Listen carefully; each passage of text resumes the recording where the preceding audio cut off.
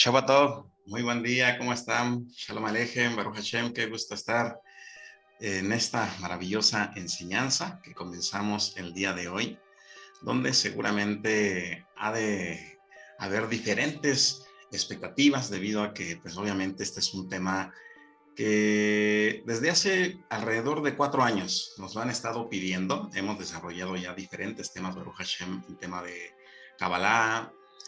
Ya son casi alrededor de 23 años, ya casi 24, en los que siempre hemos estado desarrollando este tipo de enseñanzas. Generalmente han sido de manera presencial, es decir, no se había abierto en línea este tipo de temas, inclusive pues para quienes nos han acompañado de forma presencial, quienes también ya se encuentran en este tema, pues han cursado ya alrededor de 300 horas de formación en Kabbalah continua, incorporando prácticas. Entonces, pues sabemos que hay muchas personas que se encuentran en diferentes partes del mundo y que siempre están procurando tener acceso a esos niveles de los que tanto se menciona en diferentes tratados talmúdicos, en el Zohar, cuando nosotros escuchamos a grandes, maravillosos maestros que se encuentran en diferentes partes del mundo, y surge una interrogante: ¿por qué razón, si nosotros leemos tantos eventos que rompen las leyes de la naturaleza descritos en el mismo Tanaj o en la Biblia, por qué razón parece que eso ha dejado de ser? ¿Por qué razón parece que ya no se están aplicando esos principios? Y esto llega a generar cierto desconcierto en la persona, e inclusive mencionábamos que también en la actualidad, pues también este desconcierto se va dejando a un lado debido a que se llega a pensar que la Kabbalah, que actualmente se encuentra abierta al público, encontramos miles de clases quizá en internet, donde se habla sobre todo el aspecto teórico y el aspecto especulativo, es decir, una serie de temas que muchas veces distan muchísimo o dejan mucho que desear, porque nuestra neshama, ese nivel de nuestra alma, quiere más. Y creo que eso es parte de lo que muchas veces nos tiene a todos y a cada uno de nosotros en estas enseñanzas. Bien, y bueno, pues en muchas clases hemos hablado sobre ejemplos de eventos que han tenido algunas otras personas. Sin embargo, de manera muy general, para no prolongar tanto la introducción al tema, me gustaría contar un poco acerca de qué es lo que nos lleva precisamente a este proceso, no solamente de estudio en la Kabbalah, sino la parte práctica, el nivel Maasid, que incorpora generalmente las recomendaciones o las directrices fundamentadas en algunos textos, principalmente el Talmud Babli, que es uno de los textos que más recopila información sobre las prácticas que vamos a estar desarrollando a lo largo de estas clases. Bien, es decir, todo esto está fundamentado directamente en los Sefer Kodesh o en los textos sagrados. Todo son extractos directamente del Tanaj, del Talmud Babli, del Midrash, de Sefer de Raziel Malach, de Sefer Yetzirah, y esporádicamente extraeremos tratados del Zohar, y muy pocas veces vamos a hablar sobre el Etz Haim o el árbol de la vida, porque muchas veces se llega a pensar que el árbol de la vida es fundamental conocerlo para el tema de Kabbalah Masid, y no es así. Recordemos que el esquema del árbol de la vida tiene su auge en el siglo XVI. Bien, antes del siglo XVI había una formación cabalística que inclusive el historiador Rabbi Gershon Scholem describe no tiene nada que ver con la Kabbalah, que se comenzó a instruir a partir del siglo XVI, que también contiene herramientas maravillosas, por supuesto que sí, que es muy aplicable en la vida cotidiana, desde luego. Sin embargo, si somos realmente honestos, parece que es más un coach, parece que nos ayuda, y por supuesto que es maravilloso tomar los ejemplos arquetipales que encontramos en cada una de las esferas del árbol de la vida. Sin embargo, cuando hemos avanzado en el estudio del árbol de la vida, sabemos que se apertura la sefirá número 11, la sefirá oculta de edad. Y entonces ahí comienza una gran serie de interrogantes. ¿Por qué esa esfera de edad, del conocimiento, no se manifiesta de manera primaria en el estudio introductorio de la Kabbalah?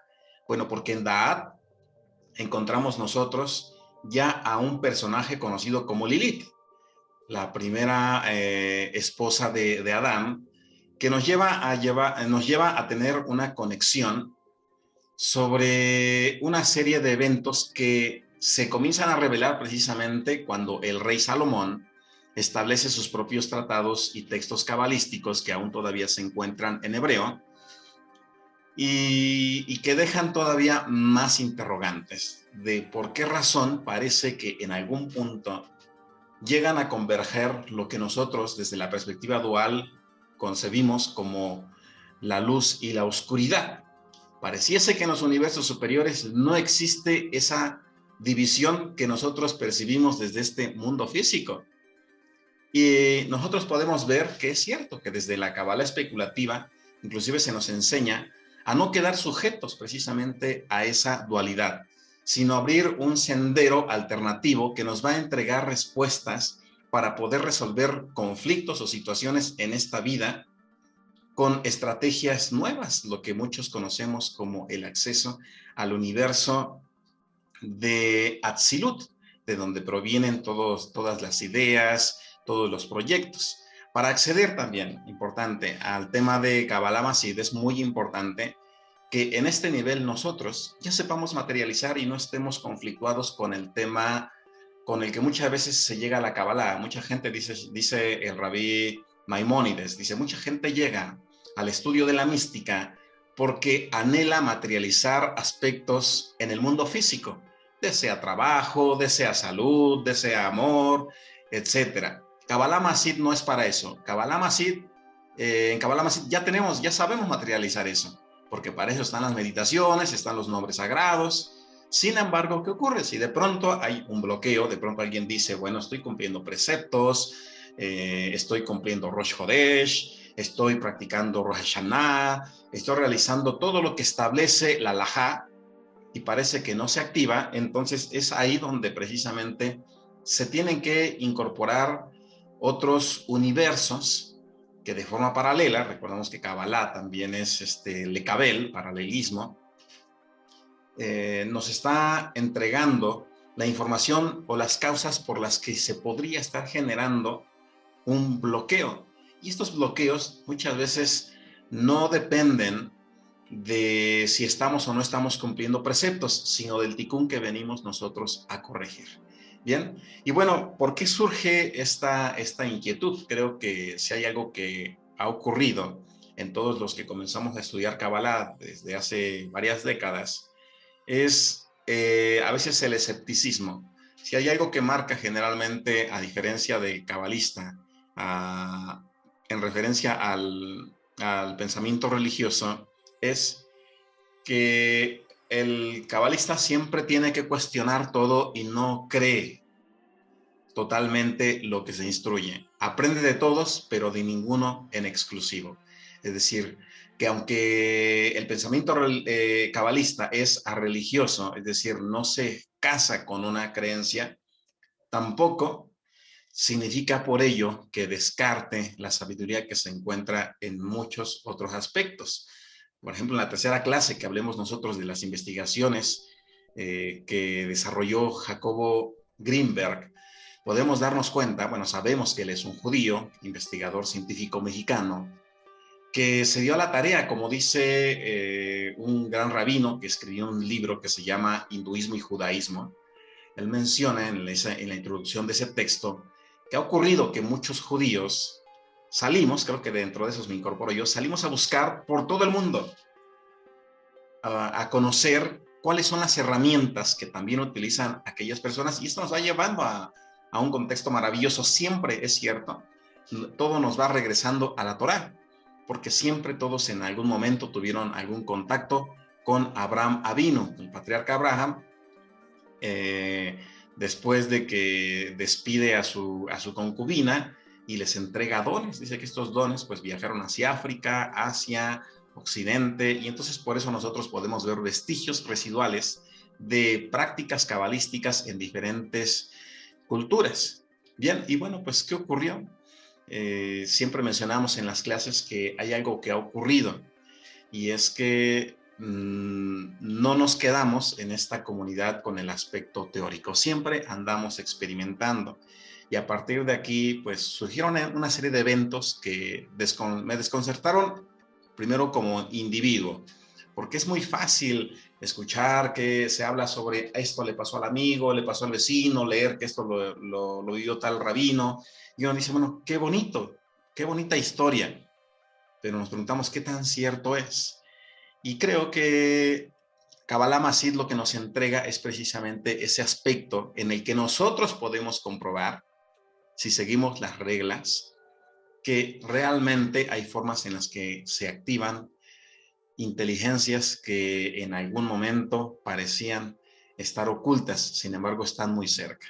Y para esto, pues me gustaría recordar, por ejemplo, que precisamente en 1999, cuando todavía formaba parte de la formación de la Yeshiva, la Escuela de Formación Rabínica, tenía muchos amigos, aunque nuestros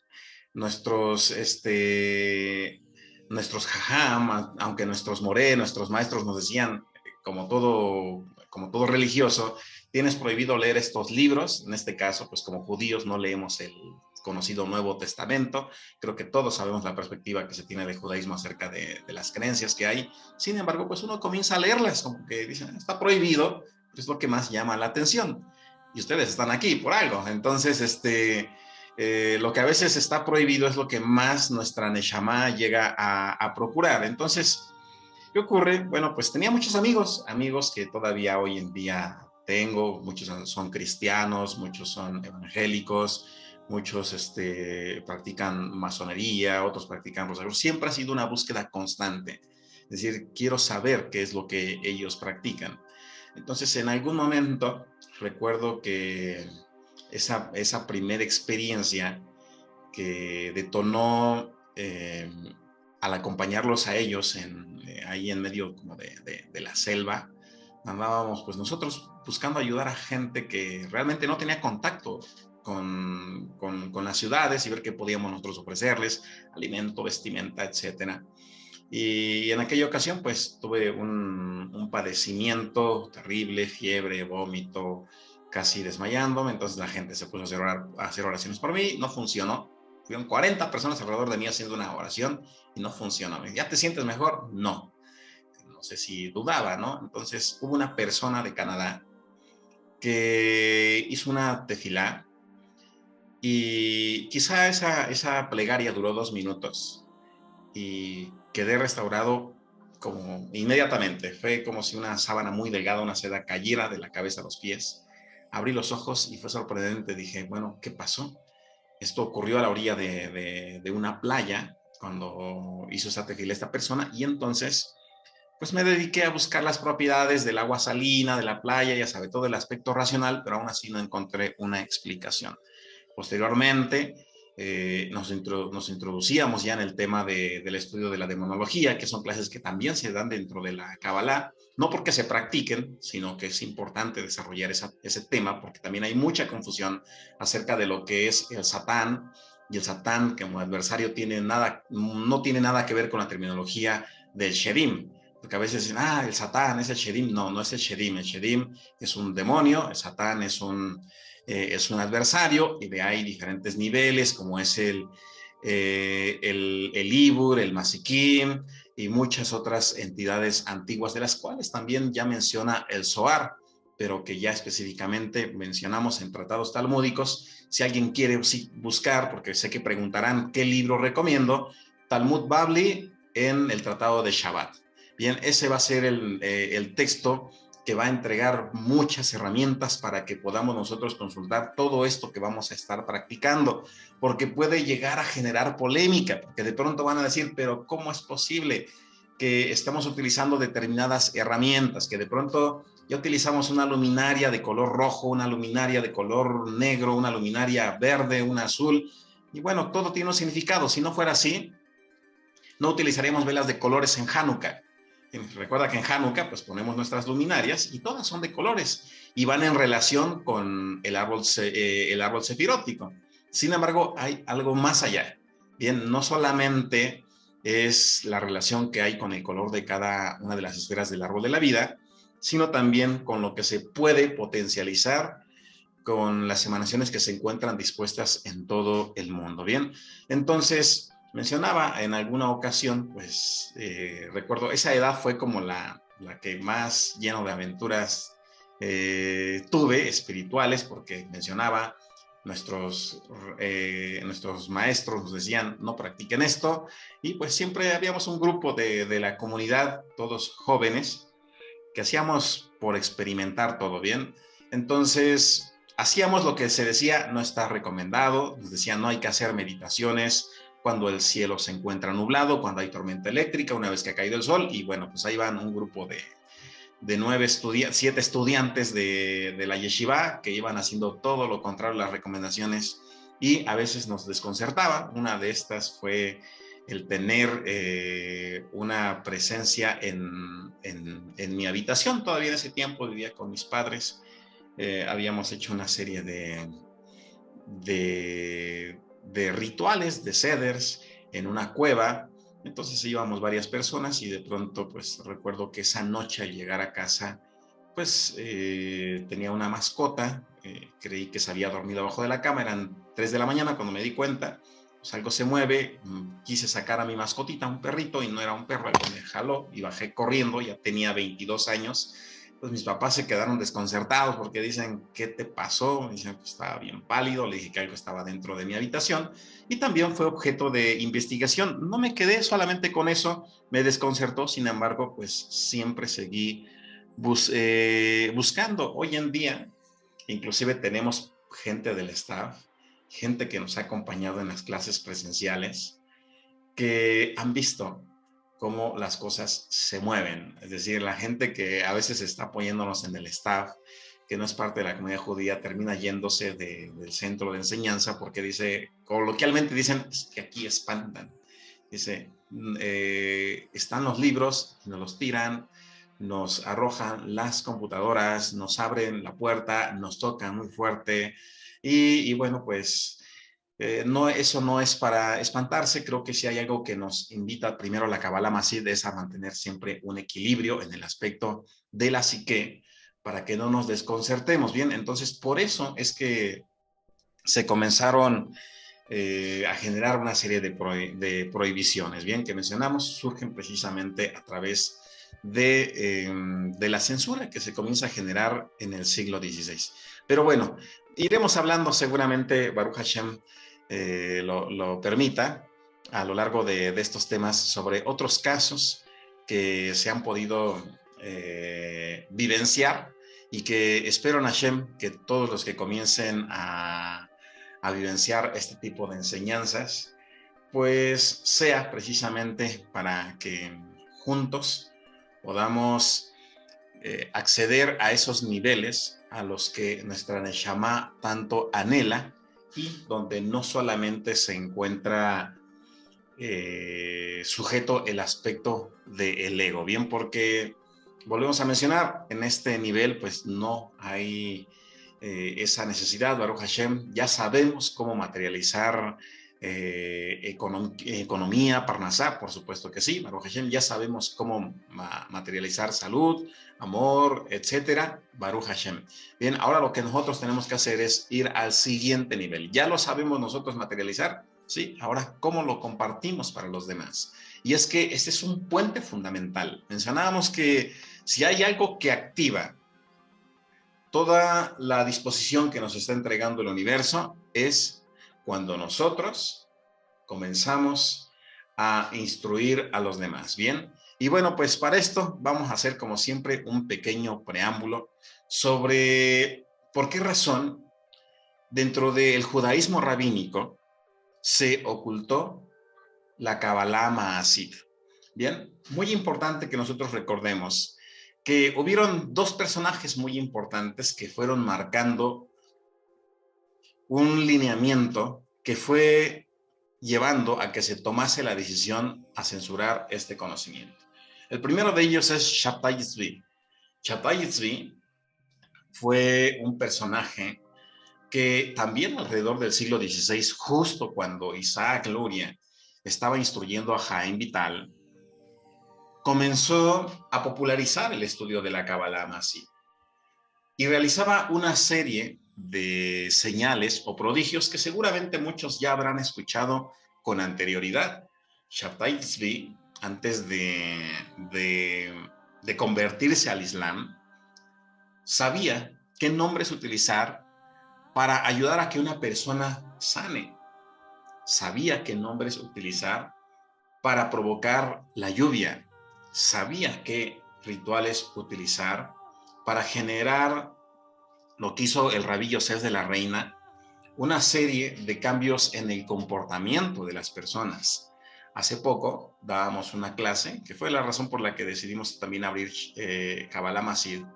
Hablamos ya sobre temas que en algún momento comenzaban a desconcertar a las personas porque la misma Kabbalah nos enseña, por ejemplo, cómo es que podemos nosotros generar que una persona tenga un interés despierto de atracción física hacia uno mismo. Eso fue lo que enseñó también Yosef de la Reina. Recuerde que el Rabí Yosef de la Reina es un cabalista, bueno, fue un cabalista que también antes de cambiar completamente su aplicación de la luz hacia la oscuridad, manipuló inclusive a las personas. Él mismo utilizó un ceder que está establecido en el Talmud. El Talmud enseña, por ejemplo, que si una persona desea despertar el interés de la atracción de alguien más hacia sí mismo o hacia sí misma, debe de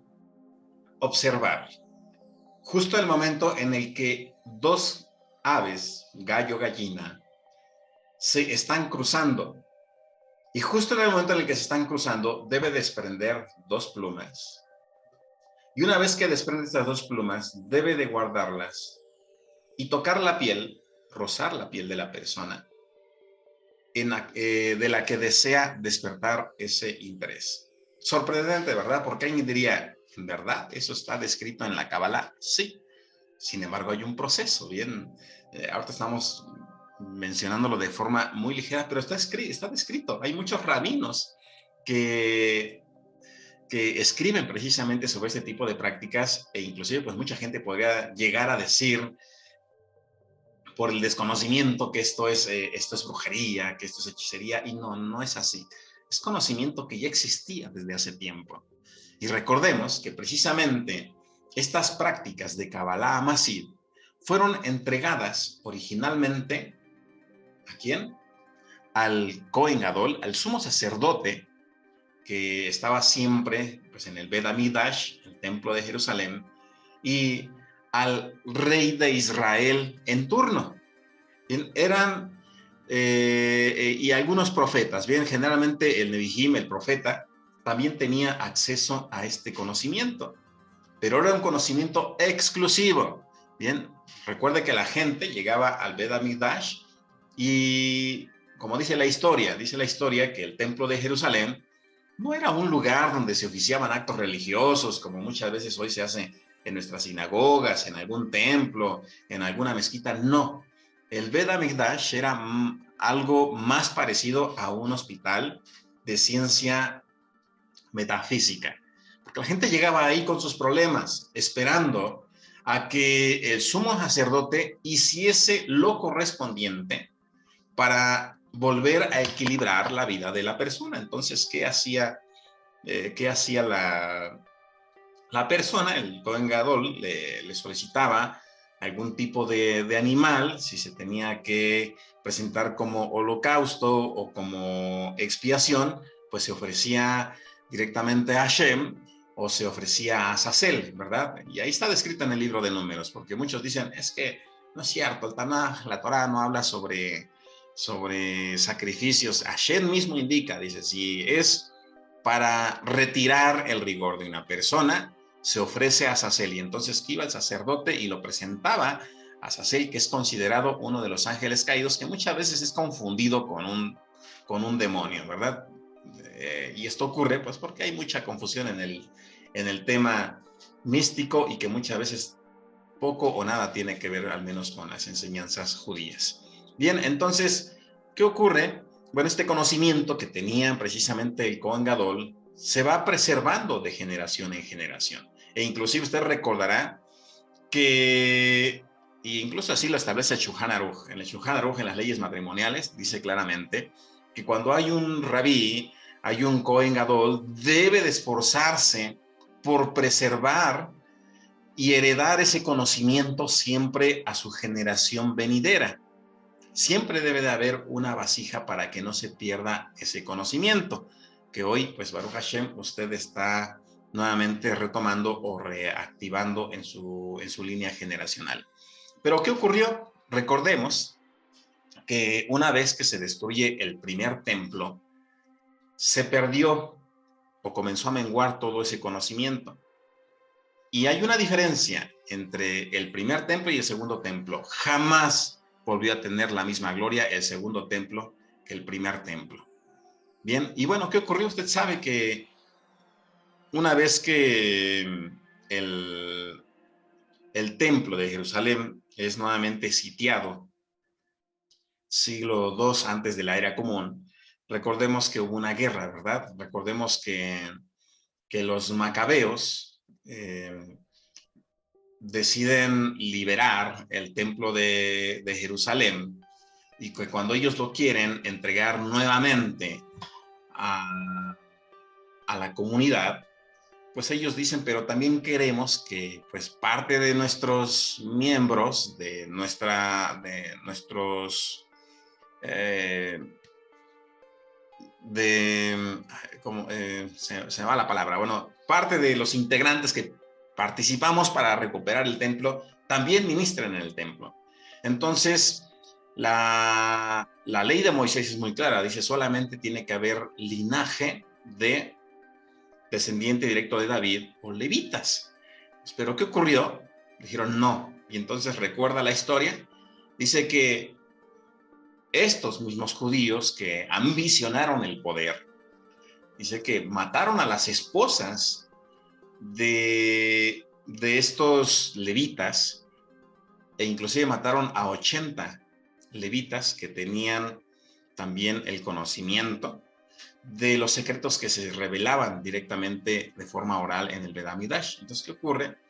Dice que estos judíos, que después son conocidos como esenios, se van a Qumran, ¿verdad? Si recuerda la historia, se van a Qumran. ¿Y qué ocurre? Ellos preservan todo el conocimiento. Por eso cuando usted lee los tratados que se encuentran en los rollos del Mar Muerto, no solamente se encontraron porciones del Tanaj, del libro de Isaías, sino que también hubieron muchos otros textos que no son mencionados, pero que actualmente existen y están ahí exhibidos. Entonces, que hablan precisamente sobre Kabbalah Masid. Pero ¿qué dicen? Pues muchos, no, pues esto mejor hay que dejarlo de lado, mejor que la gente se sorprenda, sí, son los textos del Tanaj para que incrementen su certeza en el judaísmo, en los Sefer Kodesh, los textos sagrados. Entonces, ¿qué ocurre? Bueno, ese conocimiento queda ahí, que curiosamente, y no es casualidad, de ahí surge precisamente Shimon Bar Yochai. Usted recuerda que Rabbi Shimon Bar Yochai se pasó muchos años allí en las cuevas estudiando y después revela un conocimiento y que da paso a la introducción del Zohar. Ya después Moshe de León en el siglo XII se encarga de hacer una compilación, integra otros textos. Importante decirlo, y esto tal vez no guste, pero el Zohar también ya tiene una injerencia manipulada. Inclusive para quienes hemos dado a la tarea de investigar sobre los textos zoháricos, sabemos que hay porciones en español y en portugués. Bien, por lo tanto, se sabe que hubo una injerencia en la que posteriormente se le adicionaron textos. Bien, así es que el Zohar no tiene únicamente fuentes que incorporó Shimon Bar Yochai, sino que tuvo muchos otros que posteriormente incorporó Moshe de León en el siglo XII. Bien, entonces, bueno, para ir avanzando es necesario conocer este preámbulo para que sepamos de dónde surge la Kabbalah Masid. Bien, recordemos entonces que cuando la Kabbalah se comienza a compartir, precisamente tiene un auge muy fuerte entre el siglo II, antes de la era común, hasta el siglo I, después de la era común. Bien, recordemos que hubo un gran maestro, precisamente un siglo I antes de la era común, que formó a muchísimos cabalistas. Y no tiene nada que ver con el personaje del cristianismo, porque muchas veces cuando dentro de la investigación escénica se habla sobre un gran maestro, muchos toman relación del rabino que es tomado como fundamento para el cristianismo. No tiene nada que ver. Bien, inclusive lo que sí demuestra Flavio Josefo, este historiador, y ustedes lo pueden consultar en otro texto que se llama Antigüedades de los Judíos de Flavio Josefo, un historiador judío, que menciona que precisamente ese rabino al que se le genera el título de fundador del cristianismo, que sabemos que él no fue el fundador, estudió precisamente con la comunidad escénica. Es decir, que un rabino que logra materializar una serie de eventos donde, volvemos a mencionar, controla las leyes de la naturaleza, sabe qué nombres, días, símbolos y recursos utilizar para sanar a las personas, es aquel que ha tenido realmente un contacto directo con la Kabbalah.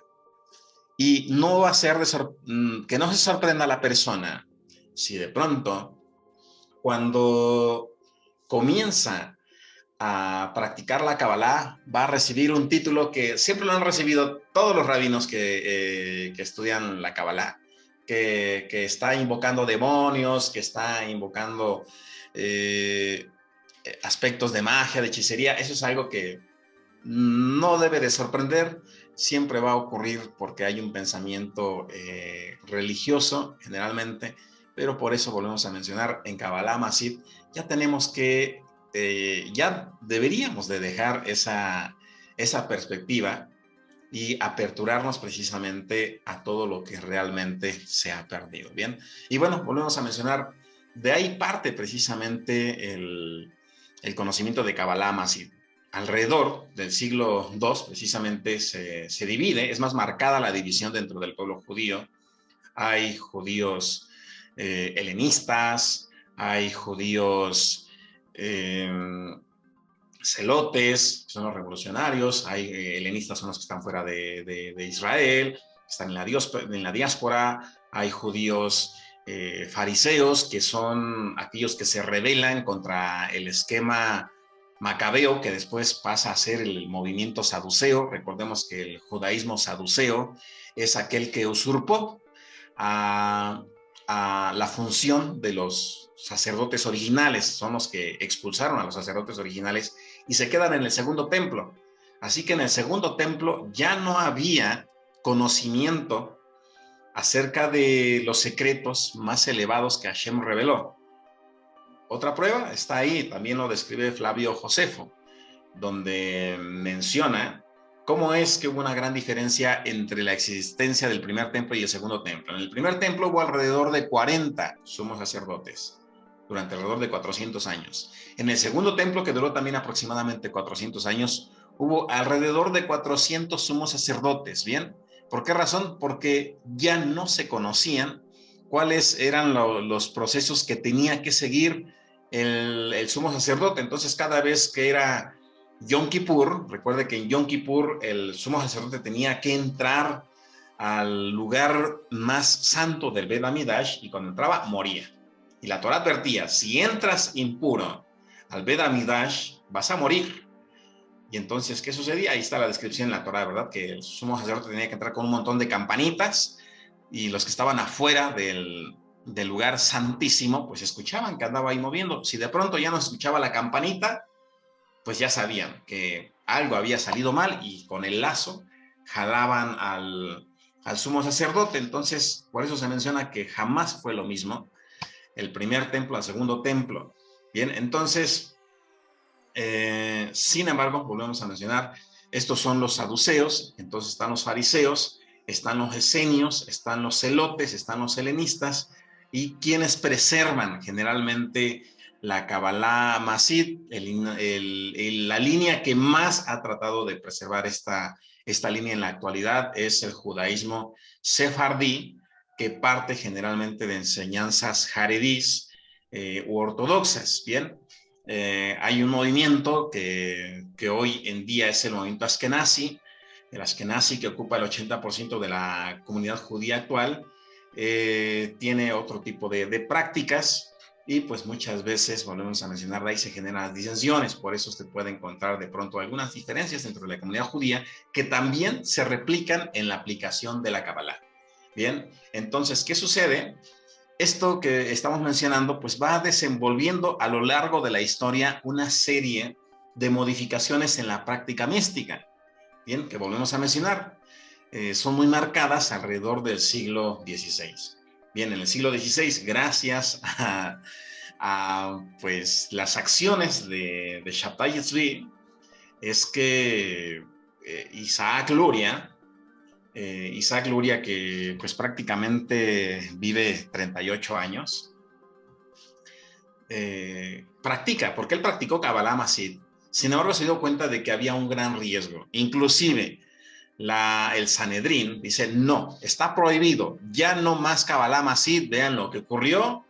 Tenemos a Yosef de la Reina, ya conocemos su historia y cómo utilizó mal ese conocimiento. Tenemos a Shabtai Tzvi, que convenció a muchos judíos, a miles de judíos, y les hizo creer que como él hacía grandes prodigios, era el Mashiach.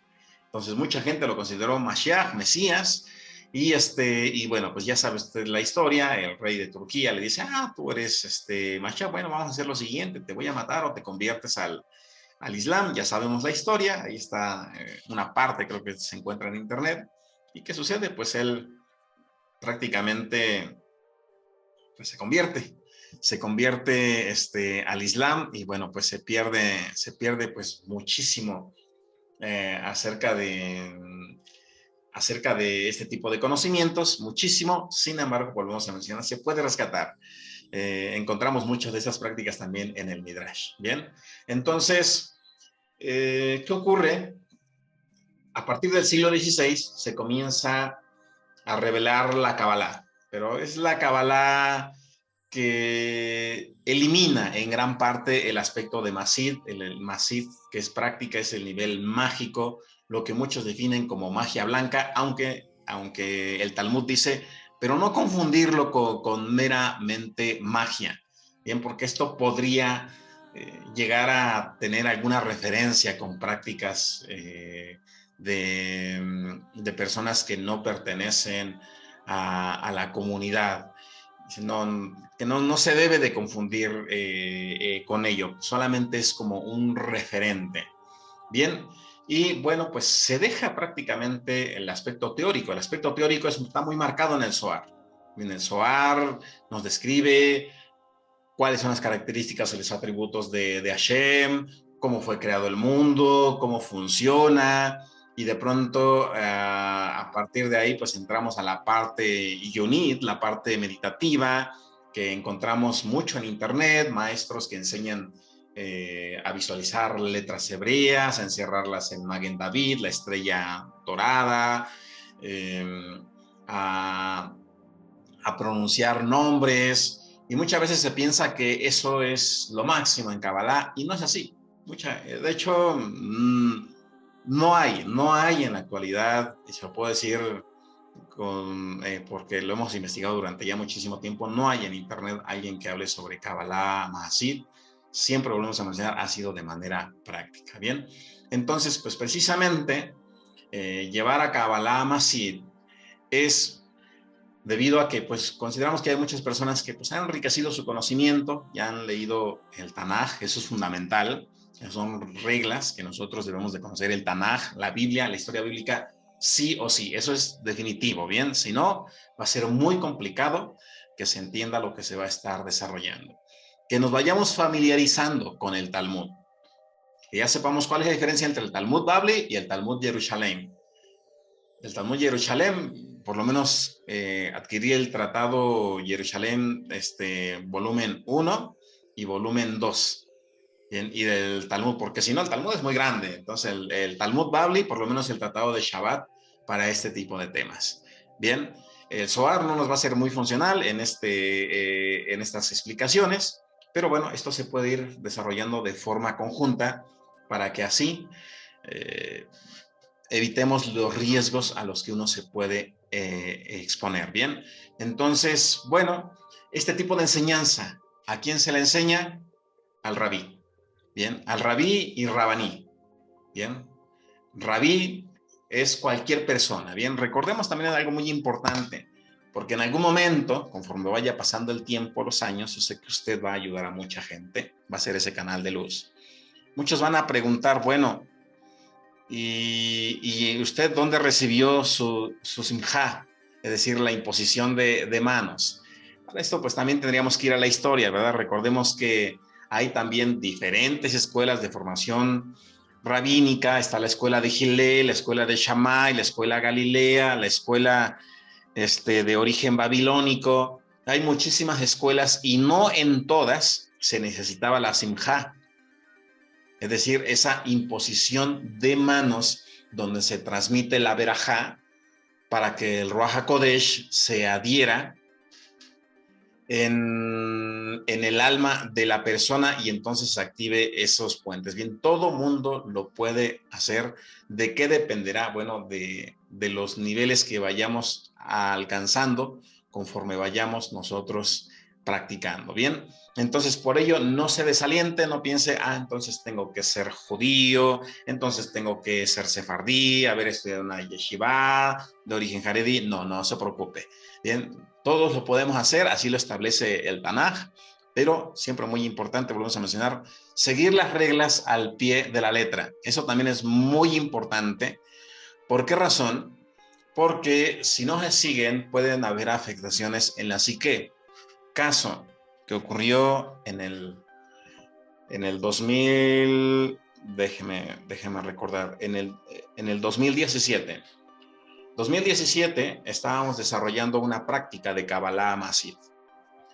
La persona, en este caso, era una persona femenina, una mujer, que insistía en querer aprender. Entonces asistió. Para quienes conocen la cabaña, saben que es un lugar en medio del bosque, completamente aislado. Bueno, pues hay otro lugar todavía más aislado que la cabaña. No hay energía eléctrica. Ustedes saben que cuando estamos ahí reunidos solamente utilizamos velas, fogata, no utilizamos nada, apagamos dispositivos con el tema de frecuencias. Y bueno, pues esta persona comentó ya tener todas las directrices y le fallaron por ahí algunas. Y entonces la persona, cuando realiza el inicio de la meditación para conectar con el nivel Masid, entró en una etapa de descontrol. Tal es así que gritó desesperada, quería salir de lo que estaba viendo, estaba observando pues precisamente una imagen de una entidad que pues muchos conocemos como Baphomet. Y bueno, esta persona aún hoy en día recuerda, dice, es que no, ni siquiera había entrado a una etapa de meditación tan profunda que hoy en día puede dar detalle de lo que vio. Dice, es que estas eran las características, así es como se manifestó, esto es lo que estaba viendo con el Tanaj que estaba utilizando para la meditación, y la persona decidió ya no participar más. Así que volvemos a mencionar, seguir las reglas, porque si no llega a ocurrir lo que ocurrió con un grupo de hace muchos años. Algunos continuaron, algunos otros dijeron, gracias, creo que hasta aquí llego, no estoy listo, no estoy lista para esto, tal vez más adelante.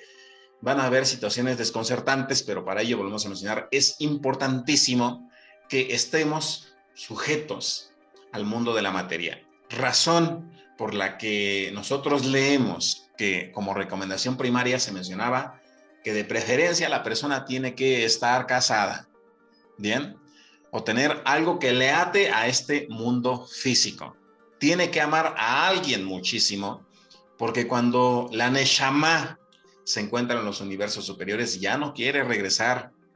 Bien, entonces siempre va a haber un punto en el que no se va a querer regresar, pero también muy importante, en caso de que algo llegue a desconcertarle a usted,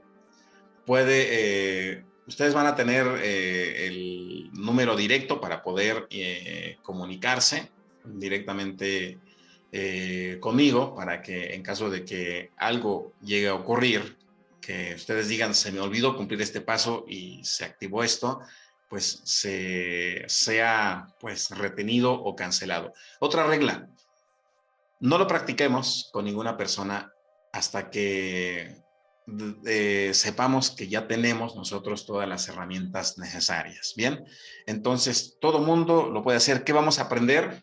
De manera primaria, a desarrollar la intuición. Bien, esas sensaciones que muchas veces llegan a tener de que algo no me gusta, algo no está bien, lo vamos a desarrollar todavía más. El aspecto que muchas veces se llegó a considerar como pseudociencia,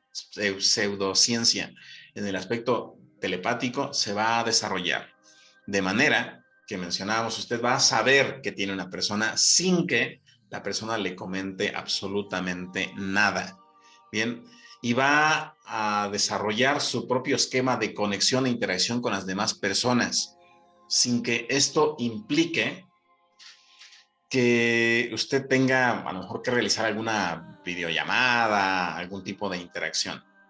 Sus sueños van a ser muy diferentes, y en ese nivel de sueños usted va a estar interactuando con muchos maestros que aún hoy en día enseñan la Kabbalah. Los va a ver y va a poder usted interactuar con los mismos, ¿bien? La meta es que durante esos sueños usted entre a una sala donde va a ver a todos los maestros que actualmente enseñan Kabbalah con vestimentas blancas, y usted va a estar ahí. Bien, entonces todo esto que parece fantástico, que parece algo más que es fuera de lo común, va a comenzar a formar parte de usted. Bien, ahora bien, bueno, pues vamos a comenzar. Mencionábamos recordando, esto no es Kabbalah teórica, esto no es Kabbalah contemplativa, esto es Kabbalah práctica. Bien, es Kabbalah Masid. Bien, ahora, reglas que debemos de seguir nosotros antes de iniciar nuestra práctica es ir adquiriendo, conforme van pasando los temas, estos accesorios. Van a haber otros más, pero son herramientas que siempre tienen que acompañar al Mekubal, al cabalista. Bien, en este caso, Kabbalah Masid es Mekubal, no es Talmid Mekubal. Bien, Talmid Mekubal ya pasó en Kabbalah teórica, en Kabbalah meditativa. Cuando entramos a esto es porque ya no es un Talmid, usted va a hacer Kabbalah. Bien, entonces siempre tenemos que tener nuestra brújula. Vamos a trabajar mucho, siempre, más bien, con los puntos cardinales. Entonces, esto usted es como en las escuelas, es algo que usted tiene que conseguir. Sus prendas de lana. Bien, ya sabemos por qué razón se utiliza la lana. La lana capta una gran cantidad de emanación energética, y en este caso vamos a utilizar color negro. Bien, así que si tenemos nuestra kipa negra de lana, va a ser bien. Va a tener que conseguir su sombrero de lana negra, tanto hombres como mujeres. Bien, en este aspecto recordemos, no hay dualidad. Aquí no hay hombre, no hay mujer. Bien, aquí olvidemos de dualidad. Aquí no vamos a preguntar si los hombres o las mujeres también. Ahorita no hay género. Bien, entonces va a conseguir sombrero de lana, va a conseguir vestimenta de lana, camisa, saco, traje, todo de lana. Bien, y si va a utilizar calzado, no va a utilizar calzado que tenga la suela de cuero. Puede ser de cualquier material menos de cuero. ¿Por qué razón? Porque el cuero, al estar colocado en el piso y nosotros meditamos, nos enseña la Kabbalah que estaríamos nosotros convocando la presencia de un Masikim en lugar de un de un iburín, de una emanación de luz. Bien, ahora, alguien quiere hacer lo contrario, volvemos a mencionar, seguramente va a tener por ahí algunas manifestaciones que no van a ser las más agradables. Bien, entonces, vestimenta de lana negra. Bien, ahora usted va a entender por qué razón en el judaísmo siempre andamos de negro con camisa blanca de lana. Bien, esto es porque volvemos a mencionar, el negro atrae toda la emanación que se encuentra en el entorno. Emanación indistinta. Bien, mencionamos, ya no va a ser necesario que estemos mencionando energía negativa, energía positiva, solo va a traer energía. Bien, toda la energía, y el blanco es porque lo que va a hacer es dispersar y va a dejar adherida únicamente la energía correspondiente en usted. Bien, entonces es la regla de la lana. Independiente del color con el que se tiñe, lo más importante es que en el interior hay un blanco que está representando el Keter. Bien, recordemos, la vestimenta blanca hace referencia a la corona del árbol de la vida, donde estamos buscando la revelación más densa de la energía suprema, que en este caso en Keter encontramos la emanación de Metatrón o de Enoch. Bien, entonces después de ello nosotros encontramos inmediatamente el color negro. El color negro se utiliza por diferentes razones. La razón es porque las entidades que podrían llegar a generar algún tipo de afectación no se adhieren, no ven, no perciben la vestimenta negra.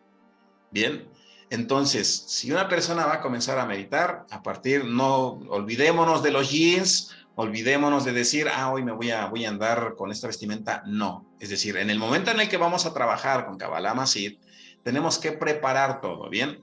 Si alguien dice, se me olvidó y utilicé alguna otra prenda de otro material, de otro color, entonces mejor no hacerlo. Por eso hay que darnos un tiempo para ir adquiriendo todo esto. Vuelvo a mencionar, las recomendaciones son para que todo, Baruch Hashem, salga bien. Bien, nuestras vasijas para Netilat Yadayim. Bien, en algún momento seguramente vamos a la judaica, vamos a la comunidad y encontramos recipientes de plástico, de cerámica, pero en este caso tiene que ser de bronce. Aquí yo tengo una, por ejemplo. Voy a acercar esto. Este es un recipiente, Netilat Yadayim, tiene que ser de bronce. Bien, entonces esto lo tiene que conseguir usted de bronce. Si usted pregunta, ¿dónde? Va a costar un poquito de trabajo, pero esos son méritos. Recuerde que todo lo que conseguimos siempre son méritos. Regla importantísima. Jamás busquemos lo más barato. Esa es una regla importantísima. Bien, porque se estaría activando escasez. Bien, esos son fundamentos de la Kabbalah. Entonces, si son accesorios que voy a utilizar para conectar con los niveles más elevados que Hashem revela, entonces tiene que ser todo de la mejor calidad. Bien, sus candelabros. Candelabros también siempre vamos a ocupar, porque siempre vamos a estar utilizando luminarias. Por lo menos tienen que ser 2 candelabros. Bien, estos quedan a elección de cada persona.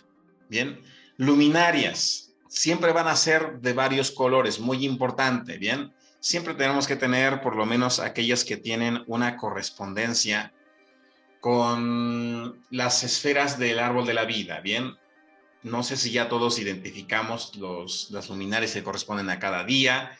El lunes tenemos que utilizar luminaria blanca, el martes la roja, el miércoles la púrpura, el jueves la azul, viernes la verde, sábado negra y domingo amarilla. Bien, entonces estos son los 7 colores de luminarias que nosotros tenemos que tener siempre presentes. Ahora, estas luminarias se van a estar utilizando en diferentes días y en diferentes horas. Fósforos de madera, ya mencionamos, eso es muy importante, así es que no encendedores, no fósforos que tienen papel encerado, no, tienen que ser fósforos de madera porque así está establecido. Tenemos que procurar que la llama que se enciende sea de la forma más natural posible. Bien, jamás utilizar encendedores. Ya mencionamos que esos son los errores que actualmente encontramos muchísimas en internet. De pronto vemos que alguien enciende una januquilla, una luminaria, velas de Shabbat con un encendedor que contiene gas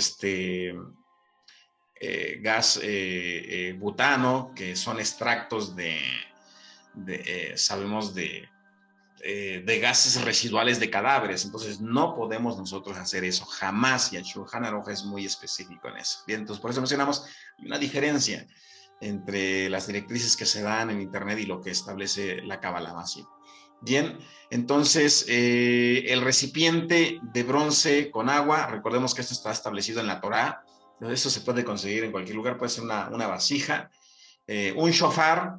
De entrada puede ser uno sencillo, de carnero.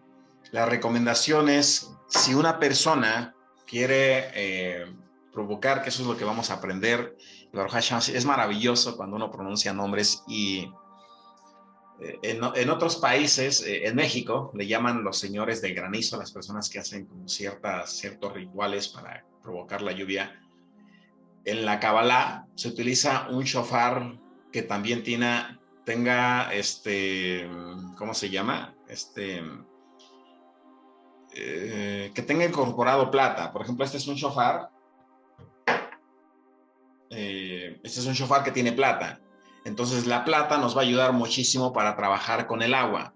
Entonces, si una persona trabaja en un día lunes y utiliza los nombres sagrados y el shofar de plata, Baruch Hashem va a poder hacer prácticas que van a traer el agua. Para esto, obviamente, tiene que ir usted a un lugar donde haya pasto seco, o donde usted observe que la naturaleza necesita agua. Bien, no es esto de, lo voy a experimentar y funciona. No, todo tiene que estar adecuado. Entonces, recordemos que el cabalista en este nivel no es un intercesor nada más de las personas, sino de toda la creación. Bien, entonces, ¿qué sucede? Dice el Tanaj que la creación clama, y el único que puede interceder por la creación puesto en este mundo es el ser humano, el hombre.